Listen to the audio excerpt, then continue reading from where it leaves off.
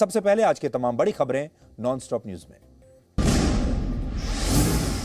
जम्मू कश्मीर में operation clean तेज करते हुए लश्कर के 4 आतंकियों को मार गिराया गया। शोपियां में एक जॉइंट ऑपरेशन में लश्कर का आतंकी कमांडर आदिल वानी भी मारा गया।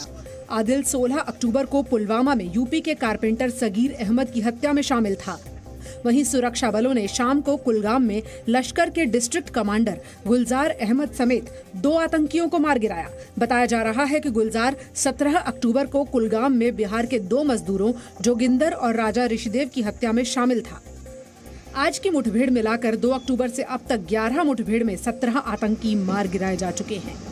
हालांकि सुबह शोपियां की मुठभेड़ में सुरक्षा बलों का एक जवान भी शहीद हुआ और 2 जवान घायल हुए। वहीं पुंछ के भाटा दूरियां जंगल में सुरक्षा बलों और आतंकियों के बीच आज सुबह से फायरिंग फिर तेज हो गई। सूत्रों के मुताबिक भाटा दूरिया जंगल में आतंकी छोटे छोटे गुट बनाकर छिपे हुए हैं। सेना ने फिर इलाका घेर रखा है। पुंछ में आतंकियों से मुठभेड़ को 10 दिन पूरे हो चुके हैं। जम्मू कश्मीर में आतंकी नेटवर्क पर कार्रवाई तेज हो गई है। एनआईए ने आज जम्मू कश्मीर में 11 जगह छापे मारकर आतंकी संगठनों के 4 ओवरग्राउंड वर्कर्स को गिरफ्तार किया। ये छापे श्रीनगर, पुलवामा, कुलगाम और बारामूला में मारे गए। इस मामले में अब तक 9 गिरफ्तारी हो चुकी हैं। ओवरग्राउंड वर्कर्स अलबद्र, टीआरएफ और पीएएफएफ से जुड़े हैं। ओवरग्राउंड वर्कर्स लश्कर, जैश और हिजबुल की मदद करते थे। एनआईए ने इनसे जिहादी दस्तावेज और उपकरण जब्त किए। एनआईए ने इस मामले में 10 अक्टूबर को पहली कार्रवाई करते हुए 16 जगह छापे मारे थे। 5 लोग गिरफ्तार किए गए थे। तब से अब तक आतंकी मददगारों पर ये चौथी छापेमारी है।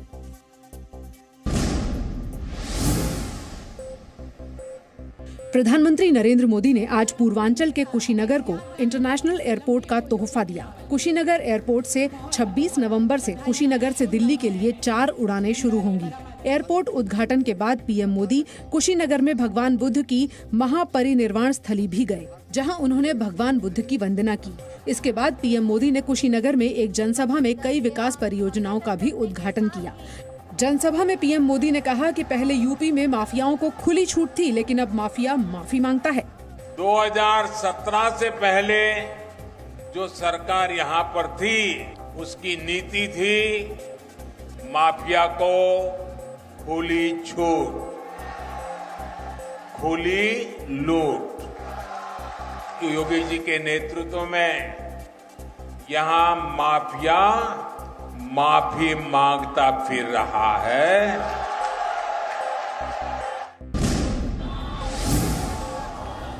कांग्रेस महासचिव प्रियंका गांधी वाड्रा को आज लखनऊ में घंटे भर हिरासत में लिया गया और फिर छोड़ दिया गया।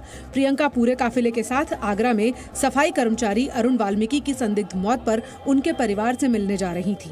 एक्सप्रेसवे के एंट्री पॉइंट पर पुलिस ने उन्हें धारा 144 तोड़ने पर हिरासत में लिया। बाद में उन्हें सिर्फ 4 लोगों के साथ आगरा जाने की इजाजत दी गई। उनके अधिकारी भी जानते हैं कि ये गलत है, इसके पीछे कोई एक्चुअल रीजन नहीं है, कोई लॉ एंड ऑर्डर का इशू नहीं है। आगरा में सफाई कर्मी अरुण वाल्मीकि की कथित तौर पर पुलिस हिरासत में मौत हुई थी। प्रियंका ने इस मामले में ट्वीट किया कि यूपी सरकार उनसे डरती है, इसीलिए उनका रास्ता रोकती है। प्रियंका ने एक्सप्रेसवे पर हंगामे में घायल हुई एक महिला कार्यकर्ता के पैर की मरहम पट्टी भी की।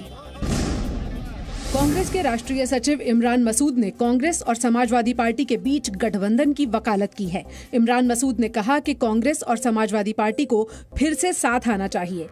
समाजवादी पार्टी को भी दिल बड़ा करना पड़ेगा, कांग्रेस को भी दिल बड़ा करना पड़ेगा, और दिल बड़ा कर करके समझौते जब भी होते हैं, जब दिल बड़ा कर ही होते हैं। उत्तर प्रदेश में अखिलेश यादव की समाजवादी पार्टी और ओम प्रकाश राजभर की सुहेल देव भारतीय समाज पार्टी 2022 के विधानसभा चुनाव में एक साथ आ सकते हैं। एक सीट भी नहीं देंगे तब भी समाजवादी पार्टी के साथ रहेंगे। सब चीजें आपको धीरे धीरे आपको हम पर्दे पर ले आएंगे। हमारा वो बैनर अब कल से लिखा जाएगा। हालांकि जब ओम प्रकाश राजभर से ओवैसी और शिवपाल यादव को लेकर सवाल पूछा गया कि क्या वे इस गठबंधन में शामिल होंगे, तो उन्होंने कहा कि गठबंधन में कौन कौन शामिल होगा इसका ऐलान 27 अक्टूबर को करेंगे।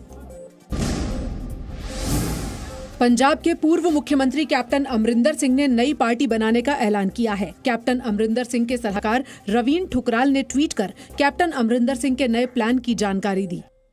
मैं जल्द ही अपनी राजनीतिक पार्टी का ऐलान करूंगा जो पंजाब, उसके लोगों और किसानों के हितों के लिए काम करेगी।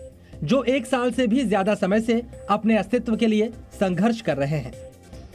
कैप्टन अमरिंदर सिंह की ओर से कहा गया है कि अगर किसानों का मुद्दा हल हो जाता है तो बीजेपी से गठबंधन पर विचार किया जा सकता है। कैप्टन अमरिंदर सिंह की नई पार्टी के ऐलान के बाद कांग्रेस के पंजाब प्रभारी हरीश रावत ने राहुल गांधी से मुलाकात की और कैप्टन के खिलाफ अनुशासनात्मक कार्रवाई के संकेत दिए। अपने पुराने सेकुलरिज्म के साथ जो उनका कमिटमेंट है उसके साथ नहीं टिक पा रहे हैं, मगर यदि वो जाना चाहते हैं तो कौवा खाना है तो फिर तीतर क्यों बता रहे हो, सीधे जाओ।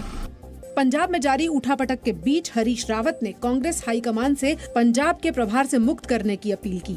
वहीं बीजेपी ने कैप्टन के नए ऐलान पर कहा कि कोई भी अपनी पार्टी बना सकता है और सहयोगी चुन सकता है। हर आदमी को पॉलिटिकल पार्टी बनाने का, पॉलिटिकल पार्टी बना करके चुनाव के मैदान में उतरने का, चुनाव के मैदान में किसके साथ जाना है किसके साथ नहीं जाना, ये उनके संवैधानिक अधिकार हैं। सिंघू बॉर्डर पर लखबीर सिंह हत्या के मामले में जांच के लिए पंजाब सरकार ने एसआईटी का गठन कर दिया है। 3 सदस्यीय एसआईटी की अध्यक्षता एडीजीपी वरिंदर कुमार करेंगे। इनके अलावा फिरोजपुर रेंज के डीआईजी इंदरबीर सिंह, तरनतारन के एसएसपी हरविंदर सिंह विर्क शामिल हैं। लखबीर सिंह की बहन ने आरोप लगाया है कि उसके भाई को धोखे से तरनतारन से सिंघू बॉर्डर ले जाया गया था, जहां उसकी बेरहमी से हत्या की गई। वहीं लखबीर सिंह का एक और वीडियो सामने आया है।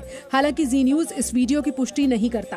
वीडियो में लखबीर सिंह के शरीर पर घाव के कोई निशान नहीं दिख रहे। साथ ही वीडियो में वो किसी का मोबाइल नंबर बता रहा है और 30,000 रुपए की बात कर रहा है।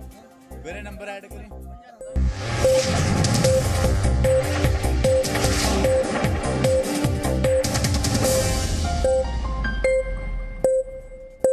Presenting B News app, available on Google Play and App Store. Download it now.